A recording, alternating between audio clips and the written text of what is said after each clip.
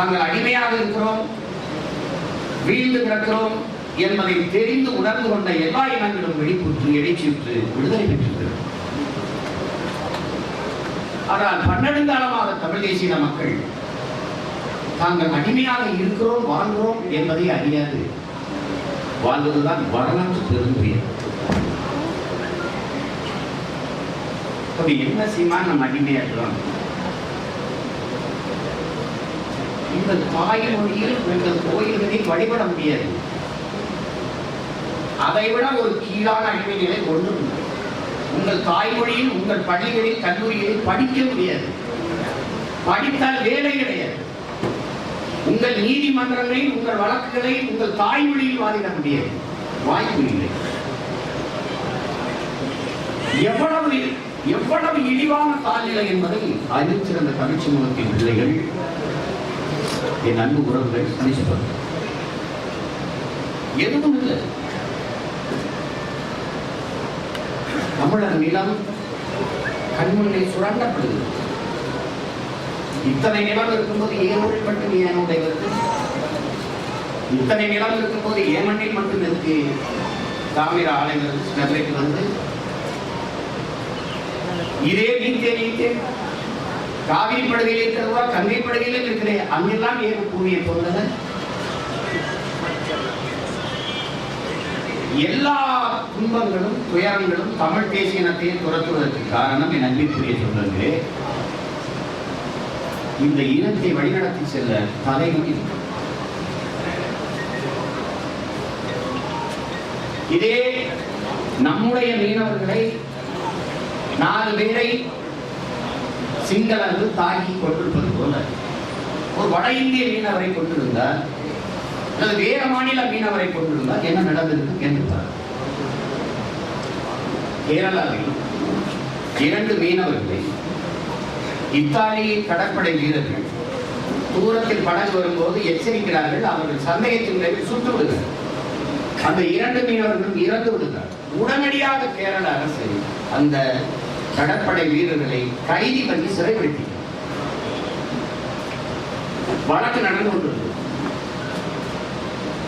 அவரிடத்தில் தண்டம் விதித்து 2 கோடி வாங்கி 2 மீனவர்கள் குடும்பத்திற்கும் நிவாரணம் கொடுத்தது கேரள அரசு. வழக்கு நடந்து வழக்கின் முடிவில் அவர்கள் சொல்கிறார்கள், இந்த குற்றத்திற்கு இந்த வீரர்களுக்கு அதிகபட்ச தண்டனையாக தூக்கு தண்டனை கொடுக்கலாம் என்று சொல்கிறார். இந்திய பாராளுமன்றத்தில் அந்த 2 மீனவர்கள் சார்பு குரல் எழுப்பி எல்லோரும் பேசுகிறார். ஆனால் இதுவரை 845 பேர் படம் இந்த 4 பேரோட சேர்ந்து ஒரு நாதியற்ற இனமாக நாம் இருந்து கொண்டிருக்கிறோம் என்பதை அறிவிச்சிருந்த எனது தமிழ் சொல்லும் பிள்ளைகள் சிந்திச்சுவார்கள்.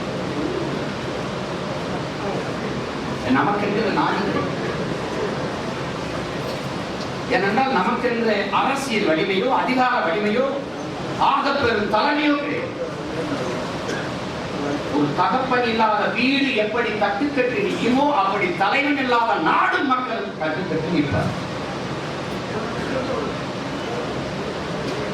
அவர்கள் சொன்னது போல அவர் எப்படி காங்கிரஸ் கட்சியில் இருந்து வந்தாரோ அப்படி நான் காங்கிரஸ் கட்சியில் இருந்து திமுக வந்து அவர் திமுக. இதே சோனியா காந்தி கருணாநிதிக்கு நான் ஒரு வாக்கு கேட்டுட்டேன். பெட்ரோல்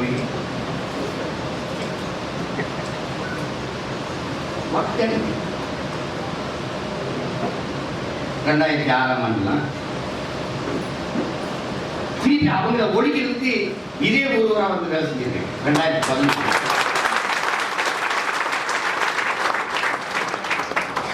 அவர்கள் நம்மிடம் வாக்கை வாங்கி நம்மிடம் வலிமையை பெற்று நம்மிடம் அதிகாரத்தை நம்முடைய அதிகாரத்தை எடுத்துக்கொண்டு நம் கண்முன்னே நம் இன மக்களை கொண்டு முடித்தார். அதை பார்க்க சகிக்காத எழுச்சி மிக்க இளைஞர்கள் எழுந்து வந்தது. அன்று ஒரு தெளிவை பெற்றோம். அன்று ஒரு தெளிவை பெற்றோம். வெறும் 1.25 கோடி சிங்களன் 13 கோடி தமிழ் பேரினத்தை அழித்து விட முடியும், அதன் தாயகத்தை அழித்து விட முடியும் துணி வெட்டி வந்தது அப்படின்னா ஒன்னே கோடி சிங்களனாகவே இருக்கிறாங்க. 13 கோடி தமிழனாக தனசி. ஒரு இஸ்லாமிய தமிழனை தாக்கினார், ஒரு இந்து மதத்தை ஏற்றிருக்க தமிழனுக்கு வலிப்பது, ஒரு கிறிஸ்துவ மதத்தினை சார்ந்திருக்கிற தமிழனை தாக்கினார், இந்து மத தமிழனுக்கு வலிப்பது. இந்து மதத்தை சார்ந்திருக்கிற தமிழனை தாக்கினீர்களா, இந்த 2 மத தமிழர்களுக்கு வலிப்பது. தன் மதத்தின் மீது அடிவிடாத வரை இவர்களுக்கு வலி.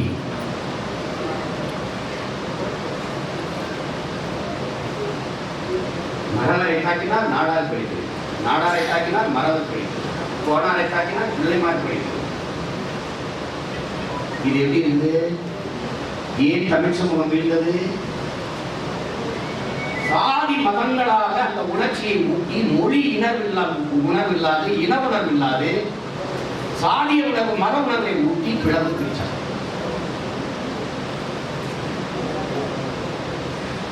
அது என்ன ஆயிடுச்சுன்னா, எங்க தம்பி பேசினாங்க, நபிகள் நாயகம் 300 படை வீரர்களை வைத்து போரை வென்றாங்க. அது மாதிரி நெப்போலியன் படை எடுத்துட்டு வரான். அவன்கிட்ட 3000 பேர் தான் இருந்தான். ஆனா எடுத்த மாதிரி படையில 10,000 பேர் இருக்கான். இங்க நின்று பாக்குறாங்க, இது எப்படி சண்டை போட்டு ஜெயிக்கிறதுன்னு தளபதி எல்லாம் பயப்படுறாங்க. நெப்போலியன் கேட்கிறாங்க, பேசாம திரும்பிடலாம், அவங்க ரொம்ப கூட்டமா இருக்காங்க, நம்மளால சண்டை போட முடியாது.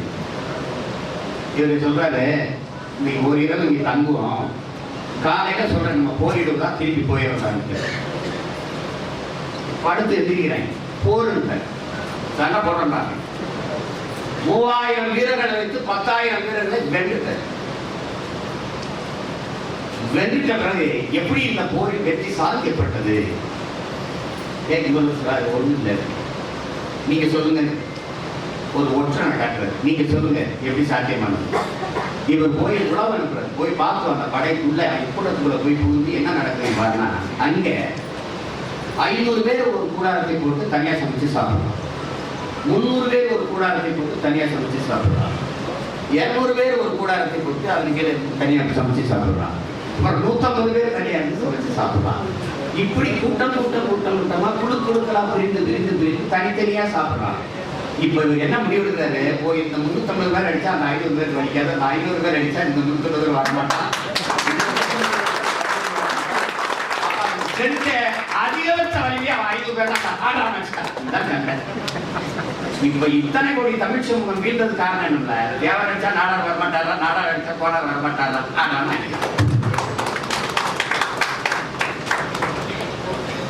அதை பார்த்த பிறகு தமிழ் சமூகத்தின் பிள்ளைகள், அடுத்த தலைமுறை தமிழ் பிள்ளைகள் நாங்கள் விழித்துக் கொண்டோம். சாதி மத உணர்ச்சியை விடுத்தல், தமிழன் என்கிற இன உணர்ச்சியை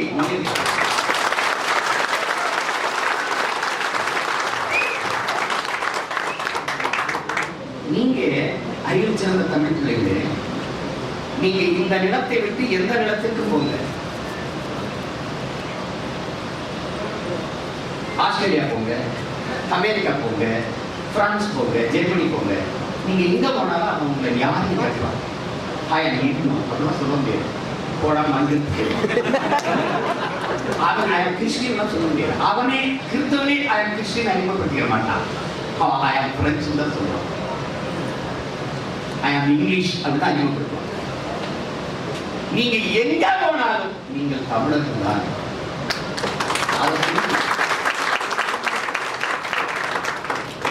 என்னைக்கு இந்த உணர்வு மேலோங்குதோ அப்ப தமிழ் சமூகம் எடிச்சு பெற்றுச்சுன்னா ஓர்மை பெற்றோம், ஓர்மை பெற்றுச்சுன்னா வலிமை பெற்றோம், வலிமை பெற்றுச்சுன்னா அரசியல் வந்துடும், அரசியல் வந்துச்சுன்னா அதிகாரம் வந்துடும்.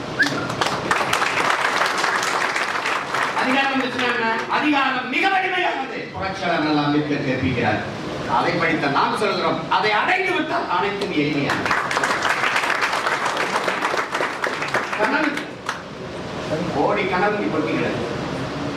பல ஆயிரம் ஆண்டுகளாக என் முன்னோர்கள் எங்கள் கற்றுக் கொடுத்தது தமிழர்களை போல அறிவு வளம் இலக்கிய வளம் கொண்ட ஒரு உலக இனம் கிடைக்கிறது. உலகத்திற்கு அறிவை கடன் கொடுத்த ஒரு இனம் உண்டு என்றால் அது தமிழினம் தான். உலக மொழிகளின் தாய்மொழி என் தாய்மொழி தமிழ். எனக்கு பெருமை இருக்கு. ஆகப்பெரும் அறிஞர்கள் என் இளம் முன்னோர்கள். நாங்க புதிதாக ஒரு திட்டம் தீட்ட வேண்டியது இல்லை. எங்கள் மூதாதை வள்ளுவர் பெருமகனார் குடிதடி கோரோச்சு மாநில மன்னன் அடிதலிருக்கும் கூடாது என்ன சொல்றாரு?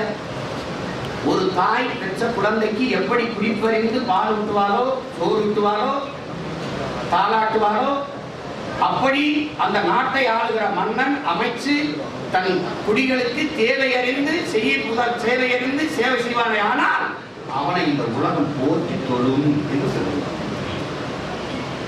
முறை செய்து காப்பாற்றும் மன்னவன் மக்களுக்கு இறை என்று வைக்கப்படும். துணி உடைமை, தூங்காமை, கல்வி இவை மூன்றும் நீங்கா நிலம் ஆண்டவருக்கு. உருவசியும் ஓவா பிணியும் செருவகையும் சேராது என்பது நாடு. மணிநீரும் மண்ணும் மலையும் அணிகிழர் காடும் உடையது அரண். எப்படி பார்க்காது? 2000 வருஷத்துக்கு முன்னாடி நம்ம மூதாதை பாடிட்டு இருக்காரு. மணி நீரும் மண்ணும் மலையும் அணிகிழர் காடும் உடையது அரண். இது எது கிடையாது. மணி நீர் இல்ல, மண்ணும் இல்ல, மலையும் இல்ல, காடும் இல்லை. ஆனா எப்படி சொல்றாரு?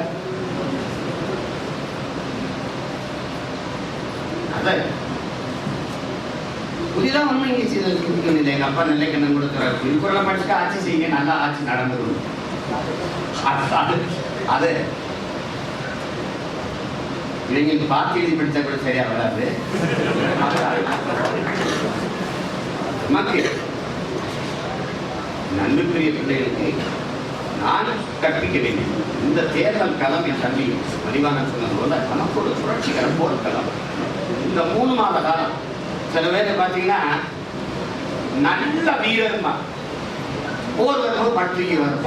அவன் வீரர் இல்லை, அப்ப கோலை பூரா கருத்தா சொல்லிட்டு இருக்கு. என் தம்பி சிவகுமார் சொன்னாரு, எனக்கு சீட்டு இல்லை, நீ சீட்டுக்காக இல்லையா நாட்டுக்காக இல்லையா, என் கூட நீ எதுக்காக இல்லையா, எனக்கு கொடுத்தாத்தானே நீ வந்து என்னை இடைமறிச்சுன்னு வச்சுக்க, புறவடைய வச்சுக்க. அந்த அந்த அந்த மிரட்டல் ஊட்டலுக்கு நான் கவலைப்படுறதில்லை. இருந்தா இல்லைன்னா மாசத்துல எங்களுக்கு ஒரு கோட்பாட்டை சொல்லுகிறார், இறந்தவர் போக இருப்பவர் முன்னேறுக. நான் சொல்றேன், சென்றவர் போக நின்றவர் களமாடுங்க. 2016 இவ்வளவு பெரிய கூட்டங்கள் இல்லை. ஒரே ஆளு, ஒரு ஆளு, ஒத்த ஆளு இந்த நிக்கிற என் தம்பி சிவகுமார் பாளையங்கோட்டையில் கூட்டத்தை போட்டான். இவன் செத்துக்கிட்டு கத்தி அழுகிறதுக்கு வந்தேன். 50,000 பேர் கூட்டிட்டான். ஒத்த ஆள் தான், ஒரே ஆள். ஆங்கில படம் போல என்னை கடத்தி கொண்டு போனாங்க. ஏன்னா காவல்துறை என்னை கைது வளர்ச்சிக்கு வருது. சென்னைக்கு வருது, புதுச்சேரி காவல்துறைக்கு ஒப்படைக்கிறதுக்கு இங்க இருந்து கூட்டிட்டு ஓடுறாங்க. அதை அவன் அப்பா அன்றைய முதலமைச்சர் கலைஞர் கேட்டுக்காரு, ஏன் அவன் பேசுறதுக்கு முன்னாடி கைது பண்ண முடியல, கலவரம் ஆயிருக்கீங்கயா?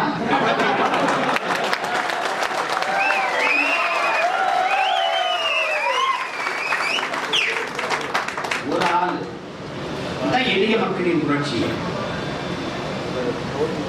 அன்றாடங்காட்சிகள், தினக்கூலிகள், நாங்கள் முன்னெடுக்கிற இந்த அரசியல் தான் புரட்சி. எந்த பின்புலம் இல்லை, சாதியை சொல்லல, மதத்தை சொல்லல, எந்த அமைச்சருடைய வாரிசுகளும் நாங்க இல்லை. அப்பா இருக்கார், அதுக்கப்புறம் மகன் வருவார் என்று இல்லை. பணம் இல்லை, எந்த தொலைக்காட்சி எந்த பத்திரிகை எங்களை காட்டாது, எழுதாது. நாங்க போட்டியிடங்கிறதே சொல்லாத, அதை பத்தி நாங்க கவலைப்படுறோம்.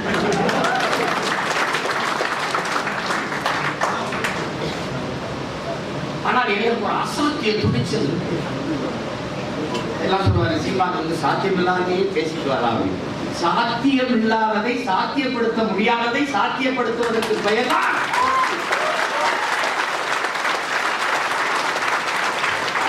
மக்களே.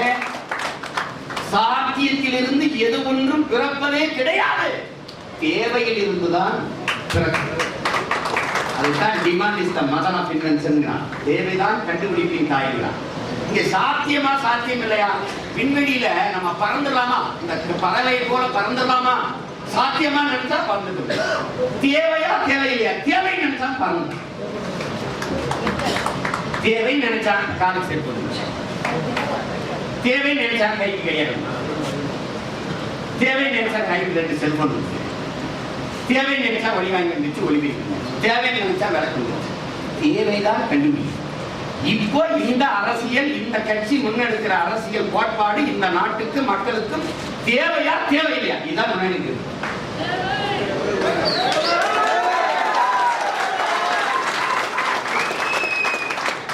அவரை சாத்தியமா? நீங்க எல்லாம் வென்றுவீங்களா? நீங்க எல்லாம் ஜெயிச்சுவீங்களா? இந்த எண்ணத்தை கண்ணியா பேச்செல்லாம் நிப்பாட்டு.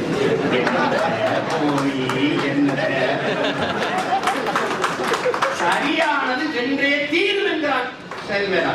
நாங்கள் சரியானவர் வென்றே தீர்வு.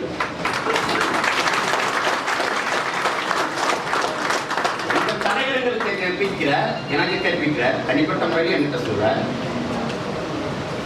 நாம் சாதாரணமானவர்கள் தோற்கலாம், ஆனால் சத்தியம் தோற்றதாக சரித்திரத்தில் செய்தி இல்லை. நாம் சத்தியத்தின் மக்கள், நாம் உறுதியாக வெல்வோம். ஏனென்றால் சத்தியம் நமக்கு சாட்சியாக இருக்கிறது, வரலாறு நமக்கு வழிகாட்டுகிறது. நாம் தொடர்ச்சியாக போராடி வெல்வோம். அவரை என்னுடைய நான் கற்பிக்கிறேன். நம்பிக்கை தளர்த்தாத. உன்னை ஒருவனாலும் தோற்கடிக்க முடியாது, உன் நம்பிக்கையை நீ தோற்கிறவரை என்கிறார். நல்லவர்கள் கூட தோற்றதாக செய்தி உண்டு, நம்பிக்கை கொண்டவர்கள் தோற்றதாக வரலாற்று செய்தி என்கிறார் நமது வீட்டு தலைவர் பேரறிஞர் நம்பிக்கையோடு.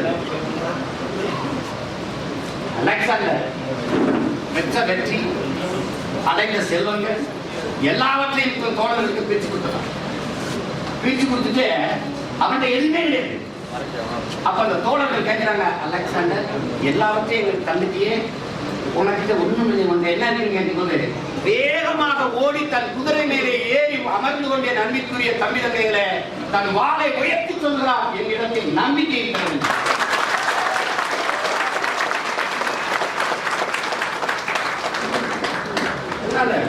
நச்சோர் அடையாதீங்க.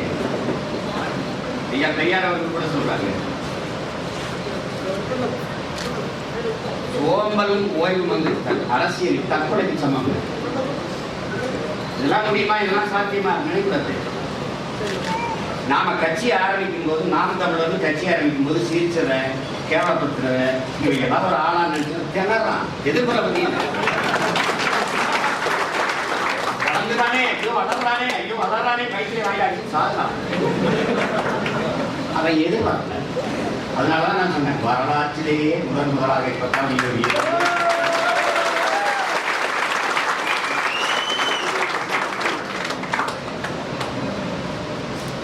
நமக்கு கற்பிக்கிறார்கள். வாதத்தில் தோற்பவர்கள் அவதூறை கையெழுத்துவாங்க. நம்மளோட தக்கல் பண்ணி ஜெயிக்க முடியாதவன் என்ன பண்ணிடலாம், பொருளி பேச ஆரம்பிச்சுவான். அவங்க எல்லாம் கழிக்கிறாங்க, அவங்க அது கப்பி காப்பி கேட்கறது பதம் சொல்றான். அதனால என் அன்பிற்குரிய உடன்பிறந்தார்களே, பேரன்புமிக்க பெற்றோர்கள், கோட்பாடு கிருஷ்ணபரமப்பா என்ன நமக்கு அறிவிக்கிறாரு, தோல்விக்கு இரண்டே காரணங்கள் தாங்க. ஒண்ணு யோசிக்காம செய்யறது, இன்னொன்னு யோசிச்ச பிறகு செய்யாம. இது ரெண்டு தான் காரணம். கன்வீசியஸ் என்ன சொல்றான், சரி என்ற பட்ட பிறகு அதை செயல்படுத்தாமல் இருப்பது தோல்விக்கு காரணம். நம்ம மூலாவை வல்ல பெருமானார் என்ன சொல்றாரு, செய்யத்தக்க அந்த செயற்கெடும் செய்யத்தக்க செய்யாமையாலும் கெடுங்க. நாம யோசித்தான், சிந்திச்சு முடிவெடுத்துட்டாங்க. அதிகாரத்தை வெல்வது, பறந்து விரிந்து கிடக்கிற இந்த பூமி பங்கில் தமிழ் பேரிடத்திற்கு ஒரு தேசத்தை உருவாக்குவது, அகலாண்டுகளுக்கு மேலாக போராடி நம் இன மக்கள் உலக அரசியலாக இன்னைக்கு மாற்றி நிறுத்தியிருக்க தமிழீழ சோசலிச குடியரசை அடைவது பல கனவுகளை பெருசா எண்ணுவான். உள்ளதெல்லாம் உயர்வுள்ளல் மற்றும் தலினம் எல்லாமே நிற்குங்கிறான். வெள்ளத்தினைய மலர் நீட்டம் மாந்தம் உள்ளத்தினை ஒழுங்குங்கிறான். நம் மூதாதை வள்ளுவர் பெருமக்கள் பெருசா எண்ணிக்குவோம், ஆட்சிக்குவோம். நீங்க அவரோட போய் கூட்டி வைக்கல, சிவரோட போய் கூட்டி வைக்கல. நாங்க குடி தனித்த வேலைக்கு போவோம். எங்கள் உடன் மறந்தார்களே, எங்கள் உறவுகளை முழுமையாக நம்புகிறோம். அவர்கள் தங்கள் பிள்ளைகளை கைவிட்டு விட மாட்டார்கள் என்ற அசைக்க முடியாத நம்பிக்கையை அவர்கள் மீது நாம் வைத்திருக்கிறோம். அதனாலதான் செய்யும்.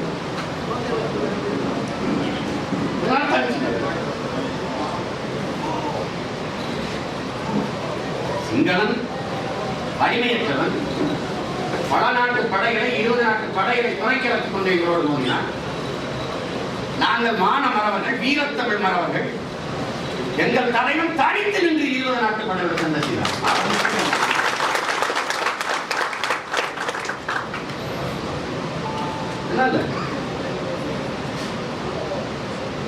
துணிஞ்சு களத்தில் நிற்கணும். நாம செய்ய வேண்டியது பிணக்கின்றி இணக்கமாக இருக்கணும். என் உடன் பிறந்தார்கள் உளவு சக்தியாகவும் பிளவு சக்தியாகவும் இருந்து விடக்கூடாது. தன்னை முன்னிறுத்துகிற போக்கை கைவிடணும். தலைவர் நமக்கு கற்பிக்கிறார். நான் பெரியவன் நீ பெரியவன் என்ற எண்ணத்தை கைவிடுங்கள். எல்லாவற்றிலும் பெரிது நாடும் சமை இனமும்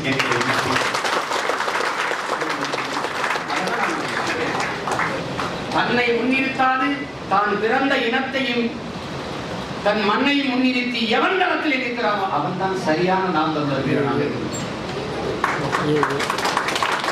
வேறு சட்டப்பட்டு கூடாது. வாழ்கிற ஊர் அதான் நமக்கு தெரியாதா? மற்றவங்களோட போய் நின்று உடனே ஒருத்தர் போய் ஒரு கூட்டணி வச்சுக்கிட்டு கணக்காக வாங்கிட்டு தேர்தலில் நின்று சட்டசபையில் போய் உட்கார்ந்துட்டு நாங்கள் எம்எல்ஏ பேசிட்டு இருந்தீங்களா? அதுக்காக தான் அதுக்காக வந்தோம். முற்று முழுதாக ஒரு தூய தேசம் படைக்க நினைக்கிறேன். அதுக்குதான் சமரசம் இல்லாமல் இந்த அரசியலை முன்னெடுத்து போறோம்.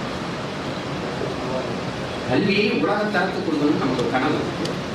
உலகிலே தென்கொரியால முதல் இடத்துல இருக்குது, 2வது இடத்துல ஜப்பான், 3வது இடத்துல சிங்கப்பூர், 4வது இடத்துல ஹாங்காங், 5வது இடத்துல பின்லாந்து. இந்த 4 நாடுகள் தான் அந்த 5 நாடுகள். இந்த 5 நாட்டை தாண்டிய ஒரு நாடாக என் தாய் நாடு தமிழ்நாடு வரணும்.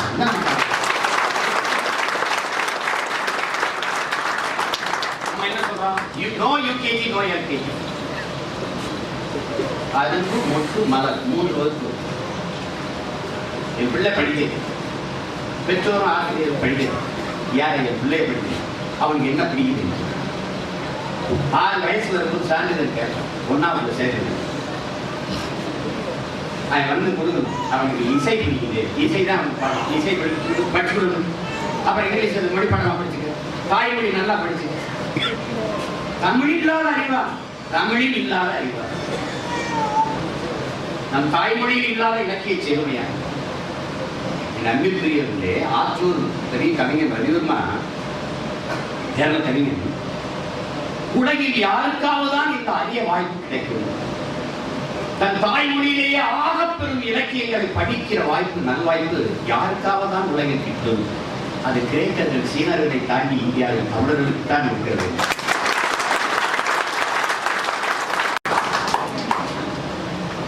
நாம என்ன செய்யணும்னா, நம்ம பிள்ளைகள் எல்லோரும் படிக்க, அறிவை வளர்க்கும் போது வாதத்திறன், தக்க அறிவு கூடி, தக்க அறிவு வாதத்திறன் இல்லாதவங்க வெல்ல முடியாது. அது நீதிமன்றமா இருந்தாலும் சரி, எங்கேயா இருந்தாலும் வெல்ல முடியாது.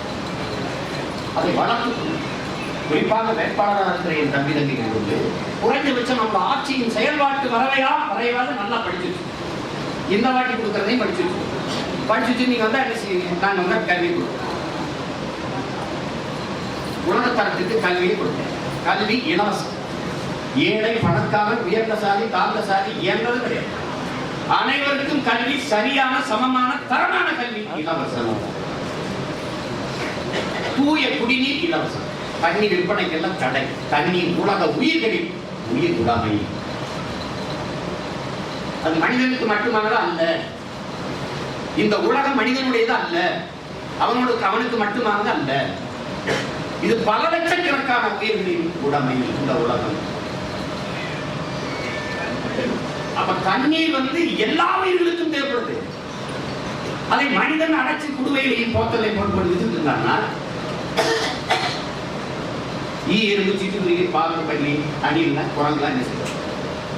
கிரிக்கெட் விளையாட்டுக்கான் அந்த கடலை இந்த கடலை வந்து ஜல்லிச்சு நினைச்ச போறான்.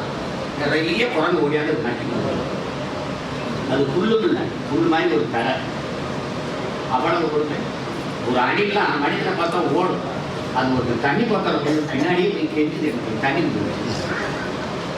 தேனிக்கெல்லாம் குளமுட்டையில தேனி தண்ணி குடிக்கிறதுல குழாயில நோக்கி இந்த பாவமே எனக்கு அடிச்சு கொடுமை. காடுகள்ல இருந்துதான் அறிவு சிறந்த மக்களே. நமக்கு மலை முகடுகளில் காடுகளில் இருந்தால் அறிவு ஓடி வந்தது, ஆறா வந்தது, நீரா வந்தது, நமக்கு சோறா வந்தது. இப்போ காடுகள்ல ஒரு தொட்டியை கட்டி தண்ணி ஊற்றிருக்கிறான் விளக்கு எப்படி திரும்பிட்டு அங்க யானை ஒண்ணு வருது, தொட்டியில கீழே போயிடுச்சு தண்ணி. அந்த யானை தும்பிக்கை எப்படி குடிச்சிட்டு போயிடுச்சு. ஒரு காட்டு மாடு வந்து நிக்குது, தொட்டியை சுத்தி சுத்தி வருது. இதெல்லாம் இது எந்த மனச்சான்று இருக்கிற மனிதன் வந்து பார்த்துட்டு இருக்காங்க. எவ்வளவு கொடுமையா இருக்கு. நொய்யலாறு திருப்பூர்ல கோவையில இந்த நொய்யலாறு அந்த ஆறுல தண்ணி கண்ட கடல தண்ணி இருக்கு. மாடு இறங்கி தண்ணி குடிக்க போகுது, வாயை வைக்க தண்ணி இருக்கு, வாயை வைக்குது, குடிக்கல எடுத்து. அந்த இடத்துல நகைந்துவை மறுபடியும் வாயை வைக்குது, குடிக்கல எடுத்து. ஏன் சாய தண்ணி ஏங்க இப்படி தண்ணி நுறையா வருதுன்னு கேட்டா வேளாண்துறை அமைச்சர் சொல்றாரு, நிறைய மக்கள் சோப்பு எப்படி அறிஞர்கள் நம்மளை ஆதரவாக இருக்கிறார்.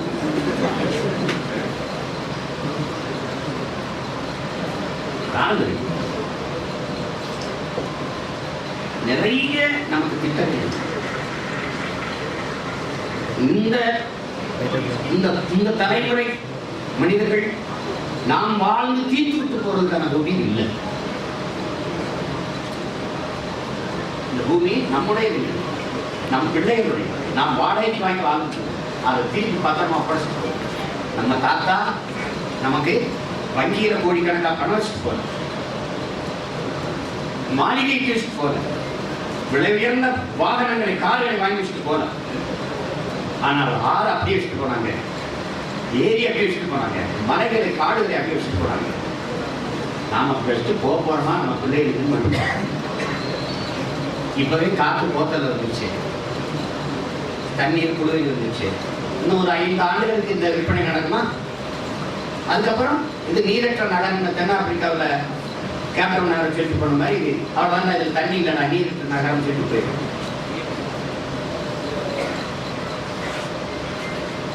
பல வெளிநாட்டு நிறுவனங்களுக்கு நிலத்தடி நீரை எவ்வளவு வேணாலும் நீ உறிஞ்சிக்க வித்துக்க என்ற அனுமதியை கொடுத்து விட்டுட்டு கடல் நீரை குடிநீராக்கி நான் சுத்திகரிச்சு பண்றேன், அதுக்கு 50,000 கோடி செலவு பண்றேன். ரிவர்ஸ் ஓஸ்மாசிஸ் அமெரிக்க முறையில் அவனுக்கு கப்பந்து கட்டிட்டு எனக்கு குடிக்கிற ஒவ்வொரு மடத்துக்கு நம்ம அமெரிக்கா காசு கொடுக்குறோங்கிறத நீங்க கவனத்தில் வச்சுக்கோங்க.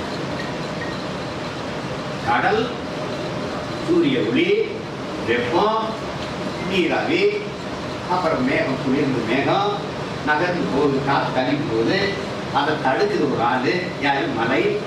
வேற அரணா நீர் தடுக்குது. அதுக்கு மேல 200 அடி 100 அடிக்கு உயர்ந்திருக்கிற மரங்கள் குடு இருக்குது. அந்த குளிர்த்தன்மை அதுதான் அந்த மரங்கள் தான் மேகத்தை அறுவடை செய்து கீழே மலையா கொண்டு வருது, அருவியா ஓடி வருது, அப்புறம் ஆறா ஓடி வருது. ஆறு இந்த நீரை தேக்கி வைத்து பறிக்கொள்ளாமல் மறுபடியும் இந்த கடல்ல விட்டு அந்த கடல் நீரை சுத்திகரிக்கிறேன்னா இயற்கை தான் அழகா சுத்திகரிச்சு தருவதா அவங்களுக்கு தூய குடிநீரை. தூய குடிநீர் தருது.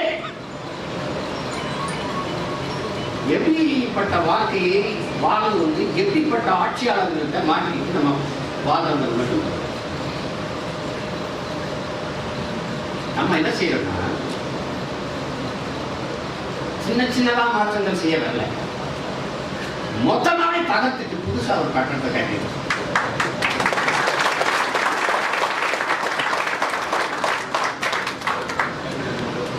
காவல் நிலையத்தில் வச்சு கொலை பண்ணிட்டாரு காவலர். அவர் பணியை நீக்க, பணி மாற்றம், உடனடி பணி நீக்கம், வீட்டுக்கு பரம்பரைக்கு நீ அரசு. இது பார்க்கும்போது உங்களுக்கு எப்படி இருக்குன்னா சர்வாதிகாரம். ஆனால் இது இல்லாத ஒரு நேர்மையான ஆட்சியை நீங்க உருவாக்க முடியும். ஜனநாயகத்தை, ஒரு தூய ஜனநாயகத்தை காப்பாற்றுவதற்காக சர்வாதிகாரம் அதுக்கே தேவைப்படுது. ஐயா இறையன் எழுதுறாங்கல்ல, ஒரு நேர்மையான சர்வாதிகாரத்தான் இருக்க முடியும். அப்படிதான் காமராஜ், அப்படிதான் இதுதான் கதை. சின்ன சமரசம் செஞ்சீங்கன்னா அங்க ஓட்டணும், கதை முடிவு. நம்முடைய ஆட்சி முறை என்பது தன்னலமற்ற அன்பான சர்வாதிகார ஆட்சி முறை. தாயின் பேரன்புதான் தன்னலமற்ற அன்பான சர்வாதிகாரம். விளையாடிட்டு இருக்க அப்பா சாப்பிட்டு போய் விளையாடுப்பா, ஒரு தடவை அம்மா சொல்றாங்க. எப்ப சாப்பிட்டு போய் விளையாடுப்பா 2 தடவை சொல்றாங்க. சொன்னா கேட்க மாட்டியா, சாப்பிட்டு போய் விளையாடுவோம் அப்படின்னாங்க. இது சத்தமா இருக்கு, கோபமா இருக்கு. ஆனால் அந்த தாயின் பேரன்பு இருக்குல்ல, அதான் தன்னலமற்ற அன்பான சர்வாதிகாரம். மனசுல தெரியல, இந்த வீட்டு பாடத்தை கொடுத்து ஒரு 5 முறை ஏற்ற எழுதிட்டு வா அப்படின்னு ஆசிரியர் சொல்றாரு. குழந்தையின் பார்வையில் இந்த ஆசிரியர் சர்வாதிகாரி, ஆனால் ஆசிரியர் நடந்துட்டது குழந்தையின் நடனலாம். அதான் தன்னலமற்ற அன்பான சர்வாதிகாரம். என் கையில ஒரு ஊசி வந்துருக்கு, ஊசி இருக்கு, மருந்து இருக்கு, குழந்தை சாகுது. ஆனா ஊசி கொடுக்கும்போது குழந்தைக்கு வலிக்கு, ஆனா ஊசி போட்டாதான் குழந்தை பிழைக்கும். அப்போ குழந்தையின் அந்த கொஞ்ச நேரம் வலியை பொருட்படுத்தாமல் அந்த ஊசியை செலுத்துவது இருந்து, அதுதான் தன்னலமற்ற அன்பான சர்வாதிகாரம். அது இல்லைன்னா சிங்கப்பூர் என்கிற இன்னைக்கு எழிலார்ந்த ஒரு நாட்டை ஈக்குவாடி என்ற பெருந்தரை உருவாக்கி இருக்க முடியாது. ஒரு தேக்கு மரத்தை தமிழீழ நாட்டில் ஒரு போர் வீரர் வெட்டினார். இதுக்கு என்ன தண்டனை கொடுத்துருப்பாருன்னு நீங்க நினைக்கிறீங்க? ஒரு தேக்கு மரத்தை ஒரு விடுதலை புலி வீரன் வெட்டிட்டான். அதுக்கு தண்டனை இல்லை, 1,00,000 தேக்கு மரக்கன்றுகளை நீ நட்டு வளர்க்கணும். இப்ப இந்த செயலை நீங்க பார்க்கும்போது எப்படி பார்ப்பீங்க? இவ்வளவு பெரிய சர்வாதிகாரம் இருக்கு. இதுதான் தன்னலமற்ற அன்பான சர்வாதிகாரம். யாருடைய நலன் இது? நாட்டு மக்கள்.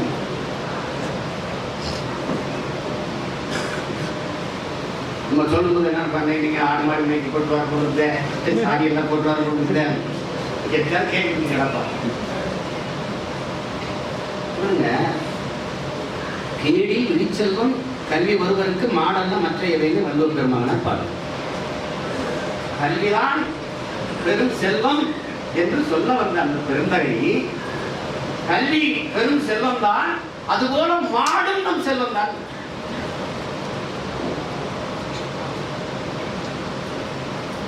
இது நம்ம மாடு வளர்க்கறதுலாம் ரொம்ப கேவலமாக ரசித்து, அதான் நான் சொல்லல, நீ இந்த ஆடு மாடு வளர்க்கறது கேவலம் சொல்லிடா திட்டினா, நீ இந்த கிருஷ்ண பரமாத்மாவை இழிவாக பேசுகிறாய், நீ நபிகள் நாயகம் ஸல்லல்லாஹு அலைஹி வஸல்லம் அவர்களை இழிவாக பேசுகிறாய், நீ இயேசு கிறிஸ்துவை இழிவாக பேசுகிறாய். ஏன்னா 3 பேரும் மாடு வச்சிருக்காங்க, ஒட்டகம் வச்சிருக்காங்க, ஆடு வச்சிருக்காங்க.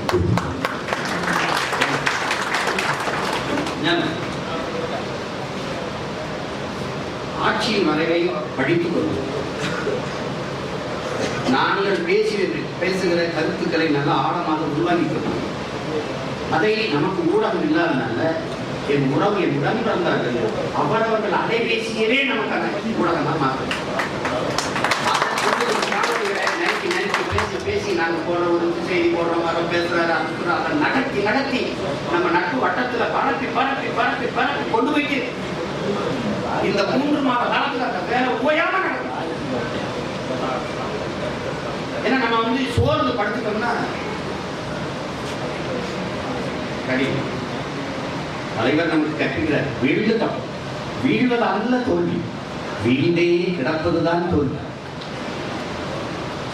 குத்துச்சண்டையில் கூட ஒரு குத்து வாங்கி கீழே வந்துட்டாருன்னா அவர் எந்திரிக்கிறாரான்னு என்றான், 10 என்றான். இந்த 10 என்ற வரைக்கும் எந்திரிக்கல அப்படின்னா அவர் தோக்குறாங்க. நாம 10 இல்ல 10,000 கூட பட்டை கிடக்க எந்திரிக்கிறோம். அதான் 10.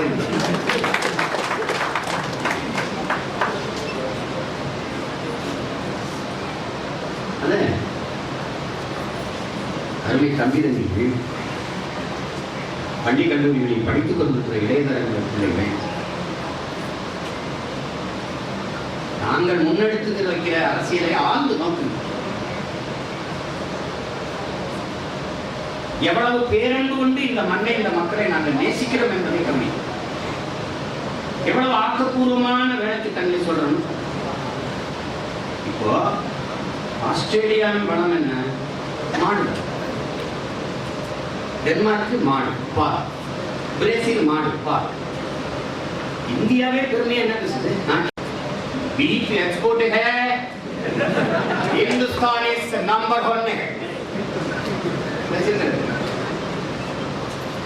அதே பெருமையா சொல்லுவா, நாங்க தின்னாக்கா சொல்லுவேன். புரியுதா? ஊரான் முடிவிடுவா 24 லட்சம் டன் ஆண்டு மாற்றி 24 லட்சம் டன் வெட்டிக்கிற முதலாளி இருக்குவான். எவனாவது அதுக்கு ஒரு வீட வாங்கி சாப்பிட்டா ஆட்சி கொடுக்கும். இது ஒரு பரிசு. எனக்கு உணவை உறுதி செய்தார். அப்புறம் நான் எதை சாப்பிடணும்னு முடிவு செய்யறேன். இந்த நாட்டில் 130 கோடி மக்கள்ல 28 கோடி மக்களுக்கு மேல இரவு உணவு இல்லாம உறங்க போறாங்க. பல லட்சக்கணக்கான குழந்தைகள் பசியோடு படுக்க செல்கிறார்கள். இவர்கள் பேசிக் கொண்டிருப்பார்கள், நாங்கள் வளர்கிறோம், டார்லிக்ஸ் தேவி, நான் வளர்கிறேனே மன்னி. எந்த பக்கம்டா, எந்த பக்கம் வளர்றீங்க சொல்லுங்க, அதே இருப்பாங்க. வளர்ச்சி என்பதே நகர்ப்புற வளர்ச்சி தான். சிற்றூர்களின் வளர்ச்சியை பற்றி கவலை கிடையாது. அது எந்த மாதிரியான போக்கு என்றால் நன்மைக்குரியவர்களே, நான் ஜிம்முக்கு போறேன். ஆண்டிலிருந்து தலைவரை எல்லாவற்றுக்கும் உடல் உறுப்பு தசைநார்கள் எல்லாத்துக்கும் பயிற்சி கொடுக்கறது பேர் தான் அது வலுவான உடல் பயிற்சி வளர்ச்சி. இந்த தோள்பட்டை மட்டும் நீட்டே போகும்னா அது கட்டி நோய். இவங்க சொல்ற வளர்ச்சி ஸ்மார்ட் சிட்டி, ஸ்மார்ட் வில்லேஜ். இதனால என்ன ஆகுதுன்னா, நகர்ப்புறங்களை நோக்கி சிற்றூர்களில் வாழ்கிற மக்கள் படையெடுக்க தொடங்கலாம். ஏன்னா அங்கதான் கல்வி இருக்கு, அங்கதான் மருத்துவம் இருக்கு, அங்கதான் வேலை வாய்ப்பு இருக்கு. நகர்ப்புறங்களை நோக்கி படையெடுக்கலாம். நகரங்கள் பிதிங்கி வலி, விலைவாசி ஏற்றம், மின்சார தடை, நீர் பற்றாக்குறை, வாடகை ஏற்றம், போக்குவரத்து நெரிசல் எல்லாம் கிராமங்கள் காலியாய். ஆனால் நகரத்தில் வாழ்கிறவனுக்கு கீரை, அரிசி, பருப்பு, முட்டை, வெங்காயம், தக்காளி, முருங்கைக்காய், சொரக்காய், பூசணிக்காய் எல்லாம் இங்க இருந்தா போச்சு. பால் எல்லாம் கிராமத்தில் இருக்கு. கிராமத்தை காய் பண்ணிட்டு நான் அங்க போயிட்டேன்னா உனக்கு எங்க இருந்து வரும்? எங்க இருந்து வருவதெல்லாம் எப்படி இருக்கு பாருங்க. யாருமே இதை சிந்திக்கிறதுல கவனிக்கணும். அதனாலதான் நாம என்ன செய்யறோம், நீங்க அங்கேயே இருங்க, இந்த தரமான கல்வி, தரமான மருத்துவம், வேலை வாய்ப்பெல்லாம் நாங்க வீட்டுக்கு ஊருக்கு தள்ளிட்டு வந்துடுறோம். அதான் நம்ம வேலை. நாம என்ன கனவு காண்றோம் இருக்கணும்னு நினைக்கிறோம்னா, சிற்றூர்களில் கிராமப்புறங்களில் பொருளாதாரத்தை வளர்த்து எடுக்காமல் நாட்டின் பொருளாதாரத்தை சமவீதத்தில் வளர்த்தெடுக்க முடியாது. ஒரு பக்கம் இது தேஞ்சிக்கிட்டே இருப்பான், ஏழையாகிட்டே இருப்பான், ஒரு பக்கம் பெருத்துக்கிட்டே இருப்பான். அப்படி இருந்தா சரியா வராது. அது சமவீத வளர்ச்சியா இருக்காது. அது சரியான பொருளாதார கோட்பாட கொள்கையே இருக்காது. அப்ப சிற்றூர்களின் பொருளாதார வளர்ச்சிக்கு அதிக முக்கியத்துவம். அப்ப என்ன செய்யறது, நிலமும் வளமும் சார்ந்த தொழிற்சாலைகள் தட்டி வேலை வாய்ப்பு வளர்ச்சி. அங்க போனா பனைமரம் கடை, திருச்செந்தூர்ல ஏகப்பட்ட பனைமரம் கடை, பனைமரத்துல போட ஒரு இண்டஸ்ட்ரி, பதிலில இருந்து கற்பட்டி, கல்ல இருந்து கற்பட்டி, கோலப்பட்டா முனைறது, பாய் பின்றது, நார் பின்றது போடுறாங்க. ஒரு கிலோ கற்பட்டி எவ்வளவு? அமெரிக்கால 1000 ரூபாய். இயற்கை உணவுக்கு திரும்புது உலகம். ஆனா உற்பத்தி இல்ல, ப்ரொடக்ஷன் இல்ல, ஈடு கொடுக்க முடியல. 17 இருந்து காய்ச்சற கற்பட்டி வேற குறைவு, கல்லுல இருந்து காய்ச்சற கற்பட்டிக்கு கூட 100 ரூபாய் கொடுக்குறான். ஏன்னா இது சுண்ணாம்படிக்கும் போது கொஞ்சம் கலப்படம் வந்துட்டான். சிரிக்காதீங்க, நான் சொல்றது உண்மை. ஓலை கொட்டா ஜப்பான்ல இருந்து போகுது துபாய்க்கு 200 ரூபாய், 250 ரூபாய் ஓலை கொட்டா. இந்த இதெல்லாம் செஞ்சு செய்ய முடியாது, செய்ய முடியாதா? பனையை விட ஒரு வளம் இருக்க பனம் கிழங்கு, அதை அப்படியே எங்க தலைவர் என்ன பண்ணாரு, அபிச்சு காய வச்சு சின்ன சின்னதா வெட்டி அரைச்சு மாவாக்கிட்டாரு. இப்ப நாங்க என்ன பண்றோம், தம்பி வந்து 500 300 பணங்கள் கொடுப்பாங்க, நாங்க அவிச்சு காய வச்சு வெட்டி சின்ன சின்னதா பண்ணி நானே என் மயம் மாவிடணும். அதுல தான் அவன் கடியாச்சு கூட அந்த சப்பாத்தி ஏத்தாங்க. பொருளாதாரம் இதெல்லாம் நம்ம செய்ய முடியாதா? பணம் பழத்தை எடுத்து அதை அந்த சாரை எடுத்து மிட்டாய் செஞ்சுட்டாரு எங்க தலைவர். எல்லாமே நம் செல்வம் இருக்கு நம்மகிட்ட. தென்னமரம் அதிகமா இருக்கா, கன்னியாகுமரி நாகர்கோவில போடாங்க இண்டஸ்ட்ரியை. தேங்காய் தேங்காய் எடுப்போம், அங்க ஒரு தொழிற்சாலை. மட்டையில் நார் பிரிப்போம், அங்க ஒரு தொழிற்சாலை. அங்க ஒரு தொழிற்சாலை போடும், அங்க ஒரு தொழிற்சாலை. தேங்காய் மிட்டாய் வைப்போம், அங்க ஒரு தொழிற்சாலை. அப்ப என்ன ஆயிடுது, படித்தவர் படிக்காதவர் அனைவருக்கும் அரசு வேலை வந்து படிக்காதவர் இந்த வேலைக்கு படிச்சவன் இதை சந்தைப்படுத்திட்டு வருவான். எங்க போவான்? எல்லா மாநிலத்துக்கும் போவான், எல்லா நாட்டுக்கும் போவான்.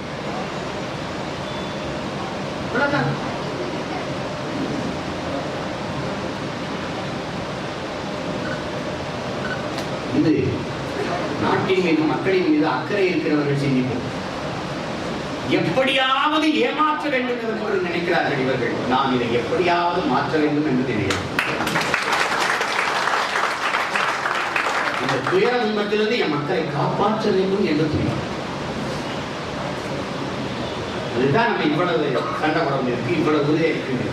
இப்ப கூட்டணி வச்சுக்கோம் எல்லாரும் சொல்றாங்களா, இவர் என்ன கூட்டணி வச்சுட்டா எப்படி 117 பெண்கள் 117 ஆண்களுக்கு இது கொடுக்குறது? யாரோட சேர்ந்து கொடுக்குறது? யாரு கூட? லஞ்சம் கூடவே ஒழிக்கணும். யார் கூட சேர்ந்து ஒழிக்கிறது? இவங்க எல்லாம் ஒழிச்சா தான் ஒழிக்க முடியும். வாக்குக்கு காசு கொடுக்கிற அந்த செயலில் தான் ஊழல் லஞ்சத்திற்கான விதையை ஊட்டப்படுகிறது என்று சொன்னது. அதுதான் ஆக பெரும் துரோகம். அங்குதான் நடக்கும். நாம அந்த நோட்டை வாங்கிட்டு ஓட்டடிக்கிறோம், அவன் அந்த ஓட்டை வாங்கிட்டு நாட்டடிக்கிறோம். இதான் நடக்கும். அப்ப வாக்கு என்பது நம் மதிப்பு மிக்க உரிமை, வலிமை மிக்க ஆயுதம். அதுவே மாற்றத்திற்கான அரசியல் கருவி. ஆயுதம் என்பதை அறிவார்ந்த தமிழ் சமூக மக்களுக்கு என் அன்பு பிள்ளைகள் சொல்லிக் கொண்டிருக்கிறோம். நாமளே ஊடகமா மாறுவது ஒன்று. வேட்பாளர் என்பவர் எனக்கு சீட்டு கொடுக்குறவனை சீட்டு கொடுக்கறது நம்ம கட்சி. எப்போ உனக்கு கொடுக்கணும், எப்போ நீக்கல, நாளைக்கு நீக்கலாம், நாளைக்கு நாளைக்கு நீக்கலாம். அதுக்கு போய் சட்டம் வச்சுக்கூடாது. என்ன இருந்தாலும் எல்லாத்தையும் விட்டு தேர்தலில் வெற்றி ஒன்றே உயர்ந்த இலக்கில் வேட்பாளராக நிற்கிறோமா அவர் படம், விவசாயி சின்னம், புளூரட்டி ஒட்டி வெள்ள போறாங்க விவசாயி. விவசாய சின்னத்திற்கு வாக்களிங்க. உலகை மீட்போம், உலகை காப்போம், அடிச்சு ஒட்டிப்போம்.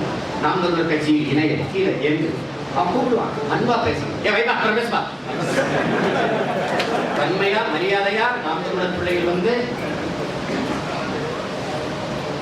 ரொம்ப பண்பாட்டோட அன்பா பேசுவாங்க. சொல்லணுமா சொல்லுங்கன்னா என்னங்கய்யா, ஐயா கட்சியில இருக்கிறீங்களா, என்ன நன்றிங்க, அவங்க முகவரி கொடுங்கயா, உறுப்பினர்களை கொடுத்து நினைச்சுக்கோங்க.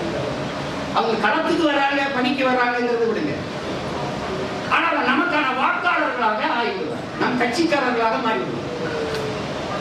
ஏன்னா நீங்க 17 லட்சம் பேர் நம்ம கட்சியில இல்ல, ஆனா பாராளுமன்றத்துக்கு 17 லட்சம் பேர் வாக்கு செலுத்திருக்கிறாங்க. மக்கள் தயாராக இருக்கிறாங்க. நம்ம அரசியலே ஆழ்ந்து கவனிக்கிறாங்க.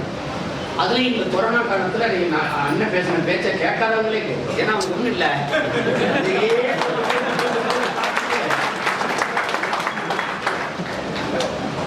உங்க பேச்சதான் கேட்டுட்டே சொல்லி போட்டு. அது கன்னியாகுமரியில இருந்து ஒரு அப்பா அழைச்சு பேசினாங்க. எப்பா சீமானா? ஆமாம்மா. உனக்கு தான் போடலாம்னு போனேன். அவர் ஒரு வாட்டை வீணாக்க வேணாம்.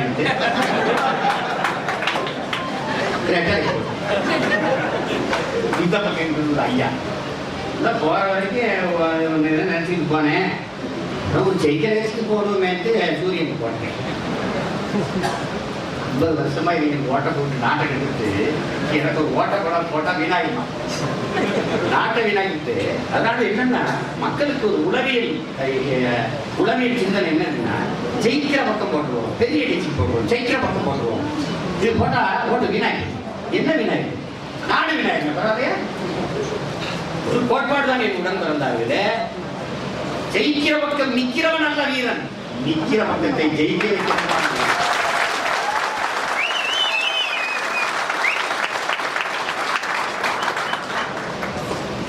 நாம் தமிழர் படை பெரும்படையாக பெரிய வந்து அது இந்த தேர்தலுக்கு அப்புறம் பாருங்க, அடுத்த 5 வருட ஆட்டம் எங்க கையில.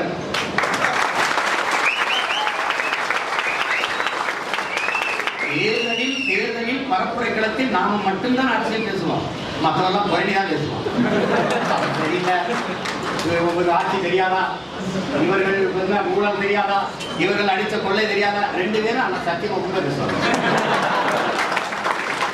இவங்க தொலைக்காட்சி இவங்க அடிச்ச கொள்ளையை பேச, அவங்க தொலைக்காட்சி இவங்க அடிச்ச கொள்ளையை பேச, நல்லா எரிஞ்ச கட்சி எரியாத கட்சி நம்மளுக்கு ஒரு பாட்டு கட்சி நடத்துவோம். அது மாதிரி நாம மட்டும் மக்கள் மேல அக்கறையா, பூச்சி இல்லைன்னா காய்ப்பு, விவசாயம் குறைஞ்சிருந்தியா, பூச்சி மருந்து அடிக்கிறதையா, நாம மட்டும் பேசிட்டு போவோம். மண்புழு கொன்றாதையா, ரசாயன உரத்தை போட்டு மண்புழு கொண்டுட்டாங்க. கொண்டுட்டு தனியா மண்புழு தயாரிக்க உடக்கிறது பாவி குச்சிக்கிட்ட குத்துனா அதுவாடு கலந்து வந்துச்சு. நாங்கள் எடுத்து தூண்டில மாட்டி வீட்டு தந்துதா மண்புழு கொண்டுட்டா. மண்புழுவோட அருமை தெரியலையே. அவர் சொல்றாங்க, பார்ப்பதற்கு ஒரு அற்ப உயிரினமாக இருக்கிற மண்புழு செய்கிற வேலையை, மகத்தான பணியை உலகில் யாரும் செய்வதில்லை. 40,000 முறை இந்த பூமியை விழுதுங்கிற தன் வாழ்நாள். கீழே போய் மண்ணத்தின்ட்டு மேல வந்து போட்டு, மேல மண்ணத்தின்ட்டு கீழே போய் போட்டு 40,000 முறை மண்புழு தன் வாழ்நாளில் செய்து எப்படி இருக்கு. அதை பண்ணி இந்த ரசாயன கந்தக உரங்களை கொண்டு சேர்த்து இப்ப தனியா மண்புழு தயாரிக்கிறதுக்கு உரக்கடை வச்சு வளர்த்துட்டு அது மண்புழு உரம் இங்கே கிடைக்கும். அன்னைக்கு குடும்ப கட்டுப்பாடு பண்ணாங்க. ஏன்னா குழந்தை பெற்றுக்கிற திறன் அதிகமாக இருந்துச்சு. கட்டுப்படுத்தணும், உற்பத்தியும் மக்கள் தொகை வளர்ச்சியும் ஒரே மாதிரி இருக்கணும், ப்ரொடக்ஷனும் இந்த பாப்புலேஷனும் ஒரே மாதிரி இருக்கணும். இல்லைன்னா பற்றாக்குறை வந்துட்டு பெரும்பாலும் பொருளாதார மேதைகள்லாம் சொல்றாரு, மாந்த சார் தான் சொல்றாரு. இவங்க என்ன பண்றாங்க, குடும்ப கட்டுப்பாடை கொண்டு வராங்க. 2 குழந்தைக்கு மேல வேணாம், ஒரு முக்கோணத்தை போட்டு கொண்டு வந்தாங்க. அதை பரப்புரை சேர்ந்து ஆசிரியர்கள் எல்லாம் பயன்படுத்தினாங்க. கிராமப்புறங்களில் போய் தாய்மார்கிட்ட பேசி 2 குழந்தைக்கு மேல வேணாம், 4 பேர் நமக்கு இருக்காரு, 2 பேர் பிடிச்சி நிற்கிற மாதிரி சோரெல்லாம் இருந்துச்சாங்க. அப்புறம் கொஞ்ச நாள் விட்டு 4 பேர் நமக்கு 1 பேர் அப்படி இருக்கு. அப்புறம் கொஞ்ச நாள் விட்டு 4 பேர் நமக்கு இன்னொரு முடிச்சுட்டாங்களா. இப்ப கொஞ்ச நாள் கழிச்சு அன்னைக்கு குழந்தை பெறுகிற ஆற்றல் இருந்துச்சு இல்லையா, அதை கட்டுப்படுத்துறதுக்கு பரப்புரை செஞ்சுட்டு இருந்தான். 25 ஆண்டுகள் தான், 25 ஆண்டு தெரு தெரு செயற்கை கருத்தரிப்பு மையங்கள். நாங்கள் ஐஸ்வர்யா பணம் எங்களுக்கும் ஒரு குழந்தை, நாங்கள் சுதா கருத்தரிப்பு மையம் எங்களுக்கும் ஒரு குழந்தை. ஏன்னா அவளால் முடிச்சு குழந்தை பெற்றுக் கொண்ட திறன் செத்து போச்சு. ஏன்? உணவு நஞ்சாயிடுச்சு, நீர் நஞ்சாயிடுச்சு, காற்று நஞ்சாயிடுச்சு, எல்லாம் விஷமாயிருப்பதை நாங்கள் உடன்படுகிறார்களே. அதனால் மரபணு மாற்றப்பட்ட விதைகளால் மானுட மரபணு மாறிச்சு. இந்த அரசியல நம்ம பேசும்போது என்னன்னா, இது இதெல்லாம் ஏதோ பேராசிரியர் பாலா ஓட்டு கேட்க வந்த மாதிரி ஆள் இல்லையே. நான் ஓட்டுக்கான ஆளே கிடையாது.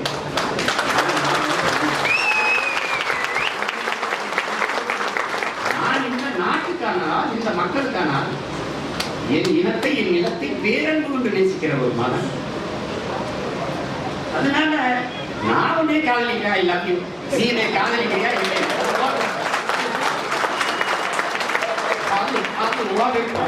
நீ என்ன பண்ணுவ, பான்பராக் போடுவேன், கடிட்டு சுத்துறவேன், போயிட்டு பண்றேன், கட்டிட்டு போவேன். நான் நல்லவேன், நல்லா வச்சு உன்னை காப்பாற்றுவேன், நீ வர மாட்டேன். நான் உடனே நேசிக்கிறேன்.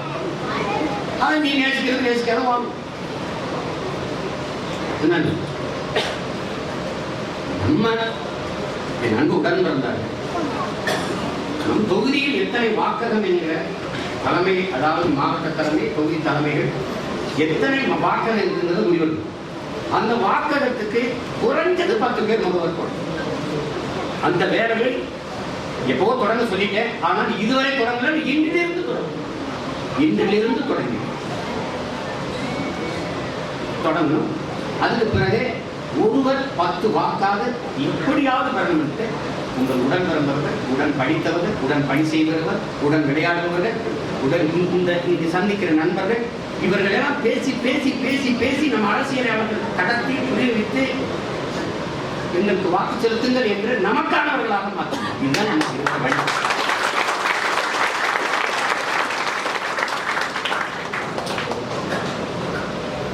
மக்களுக்கு அருகில் சென்று நாம் எவ்வளவு பெரிய கனவோடு இருக்கிறோம், எவ்வளவு அன்போடு இந்த மக்களை நேசி நிற்கிறத சொல்லுவேன். பாதுகாப்பா முகக்கவசம் அணியாமல் செல்லாதீங்க. சானிடேஷன்ங்கிற திரவத்தை போட்டு கையடிக்க கழிக்கிறது, சோப்பு போட்டு கழிக்கிறீங்க. எச்சரிக்கை மட்டும் ரொம்ப அவசியம். கொரோனா என்கிற கொடிய நோய் தொற்று பார்க்குறீங்க. அரிய அரிய உயிர்களை எல்லாம் நம்ம இழந்துக்கிறோம். நம்முடைய தாய்மாமன் கண்ணோடக்கும் சாகுமுறைகளே கொரோனா நோய்க்கு நம்ம இழந்துட்டோம். மதிப்புமிக்க பாடகர் ஐயா எஸ்பி பாலசுப்ரமணியம் அவர்களை இழந்துட்டோம். ரொம்ப கவனமாக நீங்கள் இருக்கணும். இந்த மாதிரி பொறுப்பற்று சும்மா தெரியுது, யாரை பார்த்தாலும் அப்படியே தெரியுது. நீங்கள் உங்கள் சங்கீத தந்துட்டு தான் கொரோனா பயன்படாது. நீங்கள் எவ்வளோ பெரிய ரவுடியாக இருந்தாலும் உள்ள போய் கொண்டு கொரோனா கோடீஸ்வரர் ஏழை பணக்காரு அதெல்லாம் பார்க்காது. கவனமாக இருக்குது, அது ரொம்ப முக்கியம். இதில் விளையாட்டுத்தனம் பண்ணக்கூடாது. நான் பார்க்குறேன், ஏன்னா ஒருத்தவங்க நோக்கம் சொல்கிறாங்க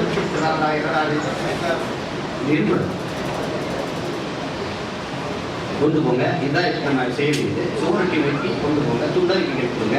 ஆட்சியின் செயல்பாட்டு வரைவு வந்த பிறகு நாமளே துண்டறிக்கை என்னென்ன செய்ய போகிறோம், பொது திட்டம். அதுக்கப்புறம் உங்கள் மாவட்டம் சார்ந்து என்ன தேவை, தொகுதியில் என்ன பிரச்சனை இருக்குது, அதை நம்ம அதை எப்படி செய்து போகிறோம், தீர்க்க போகிறோம். அதுக்கான வரைவுகளை துண்டறிக்கை கொண்டு போய் கொடுங்க.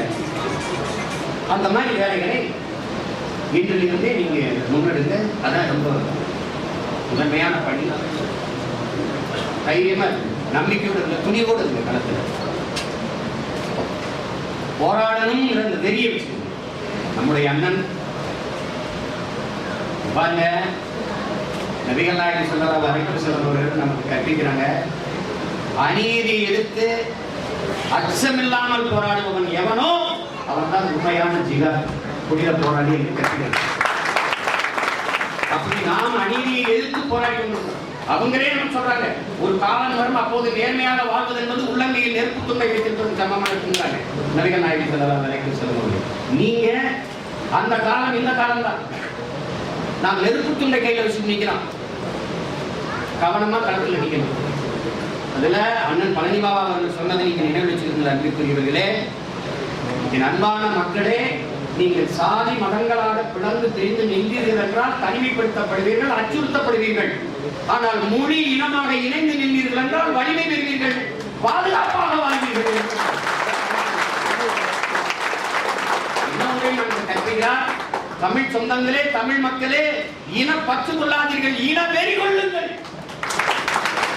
இல்லை என்றால் நீங்கள் ஆளப்படுவீர்கள், ஒருவரும் ஆள மாட்டீர்கள். நமக்கு இன பற்று இருக்குது, அது கூட ஒற்றுமை ஆயிடுச்சு. அதனால ஆளப்படும், நாம ஆளல. இந்த நிலம், இந்த இனம் வாழும் என்றால் நாம் தமிழர் கட்சி ஆளும். அதை காட்டுகிறோம்.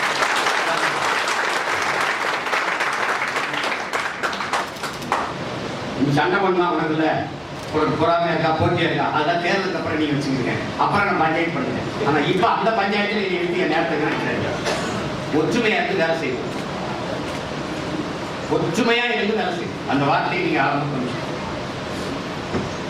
மார்க்சியம் காட்சி நமக்கு கற்பிக்கிறார், போர் குணமிச்ச உயிரினங்கள் உலகில் பரிதாபகரமானவைங்கிறார்.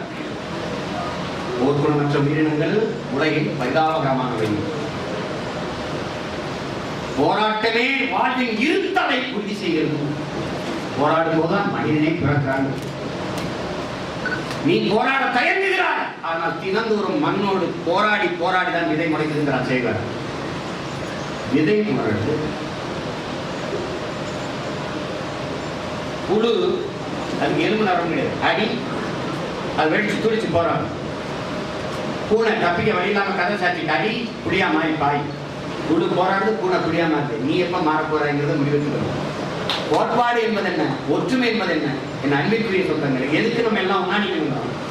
ஒரு விளக்கு, அதுல நெருப்பு பூனை, நான் வாய்க்கிட்ட ஒரு மெழுகுவத்தி எரியுது, வாய்க்கிட்ட பூனை ஊதுனா அணைஞ்சு. நெருப்பு சிறிதாக இருக்கும் போது நான் வாயிலிருந்து ஊதின சின்ன காற்றை அணைஞ்சிச்சு. ஆனால் இதே நெருப்பு அடர்ந்த காட்டுக்களில் பெருநெருப்பாக பற்றி பரவுகிற போது எந்த காற்று ஊதி அணைத்ததோ அதே காற்று ஊதி ஊதி பரவும். சிறிய நெருப்பாக இருக்கும் போது உன்னை அணைத்து விடுவா. நீ பெருநெருப்பாக பற்றி பரவு, புரட்சி தீயாக வெடி. உன்னை இவனே பேசுவான், சீமா வென்றாண்டா, அடுத்த அவன் நல்லா இருப்பான், நான் தமிழரே அவன் நல்லா நிர்வாகிப்பான். உண்மை. தனி மனிதன் சீமான் இந்த தெருவில் நடந்தால் விபத்து. நம்ம எல்லாரும் சேர்ந்து நடந்தால் போக்குவரத்து நிறுத்தம். தத்துவம் இதான், தத்துவம் இதான் கோட்பாடு. இதை புரிஞ்சுக்கணும். அப்புறம் அங்க 2 பேர் திரும்பிக்கிட்டு, இங்க 2 பேர் சேர்ந்துக்கிட்டு குழு குழுவா இருந்தா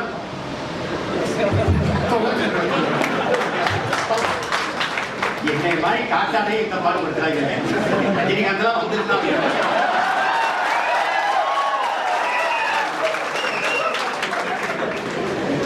தற்கொலைக்கு தள்ளி நல்ல வேலை. ஐயோ சாமியை நான் சொன்னேன், எங்க உட்கட்சி பிரச்சனை சமாளிக்கிறதுல முடிவு இருக்குன்னு சொல்றேன். சாரி, அதனால தைரியமா இது பண்ணணும். வேட்பாளர்களாக நிற்கிறவங்க வந்து ஒரு தங்கச்சிக்கு உங்களுக்கு கொடுக்காம ஒரு தங்கச்சி கொடுத்துருக்குன்னா நீங்க என்ன நினைக்கணும்? என் தங்கச்சிக்கு தான் உதவும். அதனால எனக்கு பெருமை தான். அப்படிதான் நீங்க கொண்டாடணும். எனக்கு இல்ல உனக்கு இல்ல நம்ம வேற்று கிரகத்துல இருந்து வேற எது நாட்டுல இருந்து கொண்டு வந்தேன். நம்ம உடம்பு இருந்து அதனால அது நம்ம எல்லாருக்கும் யோசிக்கிறோம். சமூக பிரதிநிதித்துவம் யோசிக்கிறோம், கல்வி தொழில் யோசிக்கிறோம். யாருக்கு வாய்ப்பு கொடுக்கணும்னு யோசிச்சு தான் முடிவெடுக்கும். சும்மா இல்லை. பல நாட்கள் என் தம்பி சிவா சொன்ன மாதிரி இந்த 3 மாவட்டத்துக்கே எனக்கு வாழ்ந்துட்டு மொத்த நாட்டுக்கு அண்ணன் என்ன வாழ்வாரு. அது இஷ்டப்பட்ட கஷ்டம் தானே. அதனால அது தாய்தான். அதனால கவனமா வேலை செய்யணும், ஒற்றுமையா இருந்து வேலை செய்யணும். நம்ம பிள்ளைகளுக்கு நல்லா ஒத்துழைச்சு வேலை செய்யணும்.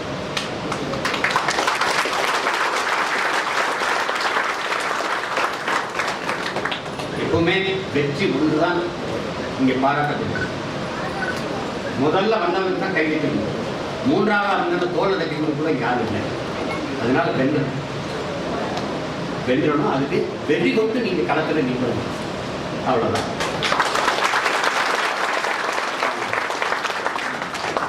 உறுதியா நம்ம வெல்லுவோம், நம்பிக்கையோடு இருக்குது. உங்கள் அனைவருக்கும் என்னுடைய புரட்சி வாழ்த்துக்கள்.